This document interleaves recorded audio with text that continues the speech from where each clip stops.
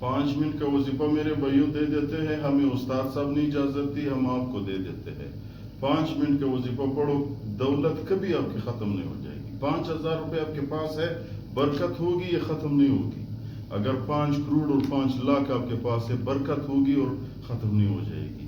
ایک ایسی طاقتور وظیفہ ہے، یعنی تمام وظیفوں کا سردار وظیفہ ہے۔ دولت کبھی آپ کی ختم، کسی کے محتاج نہیں ہوں گے۔ کون سا وظیفہ ہے؟ سورۃ التین، والتین والزیتون وطور سینین وہذا البلد الامین، یہ آخری پارے میں ہے سورۃ التین، عما یتساءلون پارے میں ہے۔ لکھا ہوا ہے، ہمارے استاد صاحب نے ہمیں بتایا کہ اگر کوئی بھی بندہ سورۃ التین فجر کی نماز کے بعد تلاوت کرتا ہے، اپنی زندگی کا معمول بناتا ہے، بس اس پہ 2 منٹ لگتے ہیں، 2 منٹ سے زیادہ نہیں لگتا۔ اگر کوئی بھی بندہ سورۃ التین فجر کی نماز کے بعد 1 دفعہ پڑھتا ہے، اگر اس کے پاس ٹائم ہے تو اول و آخر میں درود شریف بھی پڑھ لے، تاکہ پیغمبر علیہ السلام کا حصہ بھی ہو جائے۔